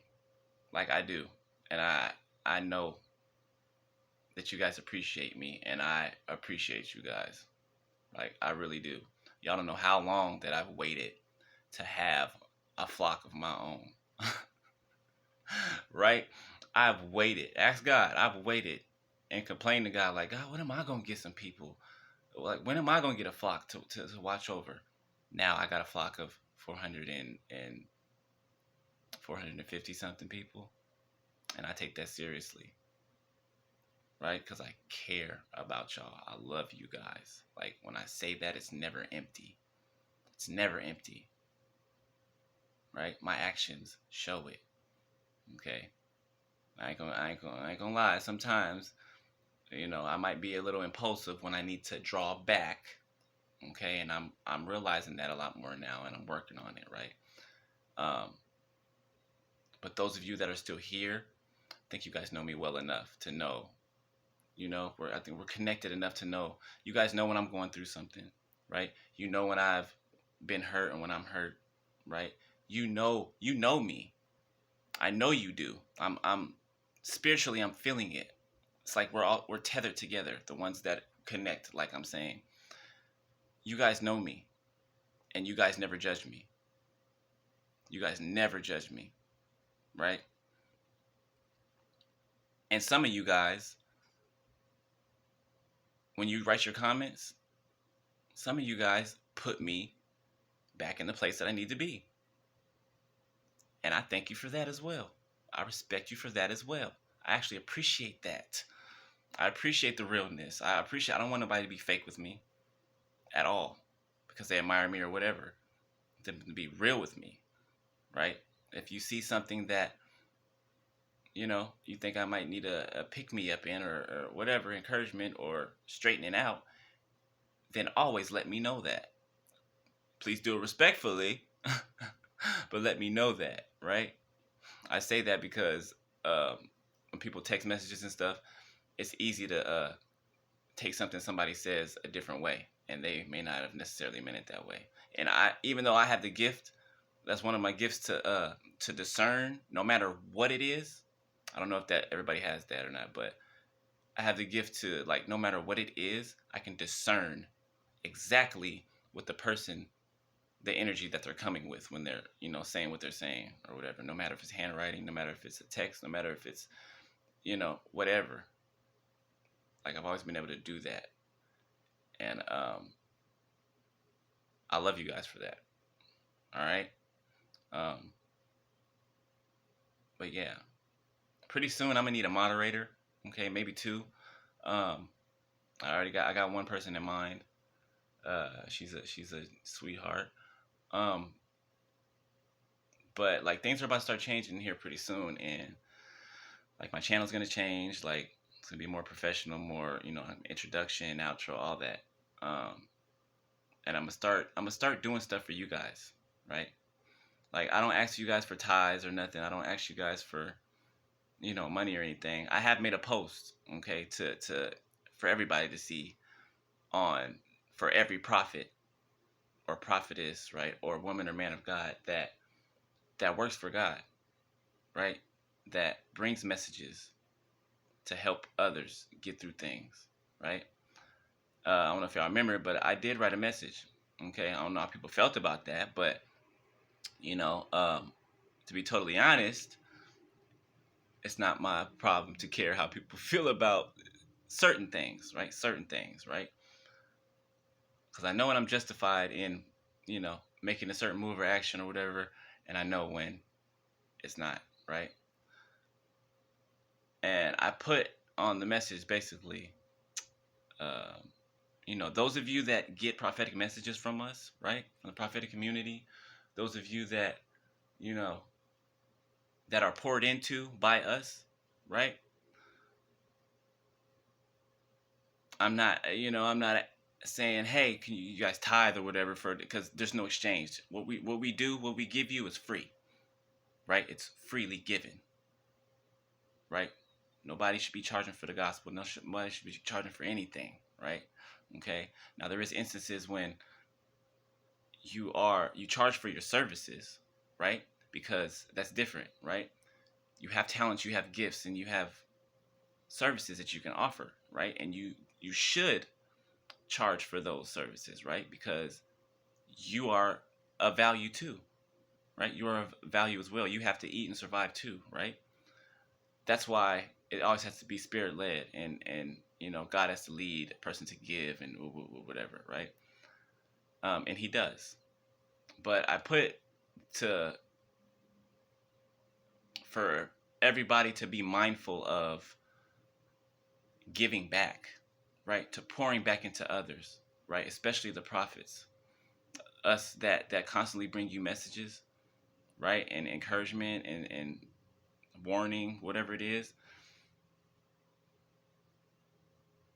There needs to be an even exchange. You know what I'm saying? I made a video about not always not letting yourself get full, right? People pour into you and pour into you and pour into you, and you never pour back out. You won't be able to receive anymore until you pour what you have received out to someone else, right? It's an exchange system, okay? So people that do have it and can, you know, uh, afford to do it, and it doesn't have to be grand. It could be $1. It could be $2. It could be 10, 20, whatever.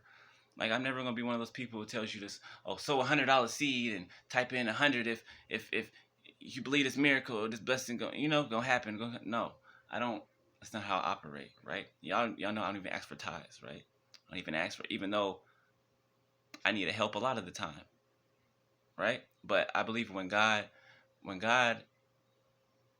is ready, then He will put it on people's hearts to start tithing into me, to start, donating to the ministry, right?